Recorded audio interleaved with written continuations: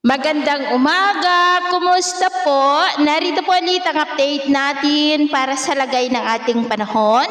Ngayong umaga po ng February 27, 2026. Sa ngayon po ay nananatili na walang anumang sama ng panahon sa loob at labas ng ating area of responsibility. Easterlies pa rin o mainit na hangin na mula sa Pacific Ocean ang umiihip ngayon sa silangan po ng ating bansa. At sa atin naman po wind map forecast, wala pa naman pong malaki na sirkulasyon na nakikita na tatawid sa ating kalupaan hanggang po sa susunod na mga araw. Indikasyon po iyan na wala munang banta ng bagyo dito po sa atin. Pero hindi pa rin inaalis ang posibilidad na maaari na may sama ng panahon na biglang mabuo sa silangan ng ating bansa sa susunod na mga araw.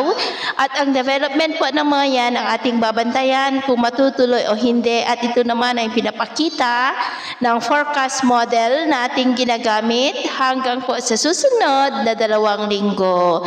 At sa lagay ng ating panahon, ngayong madaling araw ay maayos naman ang panahon sa malaking bahagi po ng ating bansa. At mamaya ay sisikat ang araw sa malaking bahagi ng bansa, mainit at maalinsangan na panahon ang asahan na posibleng aabot hanggang sa 22 to 33 degrees Celsius. At mamayang hapon, mainit na panahon pa rin ang asahan sa malaking bahagi ng bansa, maliban lamang sa tsansa ng minsan ay maulap na kalangitan with isolated rains, lalo na po sa may Soxurgen.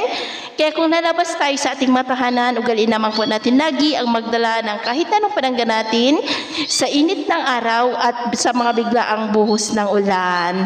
Sa atin naman po mga baybayin, wala po tayong nakataas na namang gale warning signals, pero bayong pag-iingat lamang po kung papalaot tayo para mas makaiwas sa mga sakunang pangkaragatan.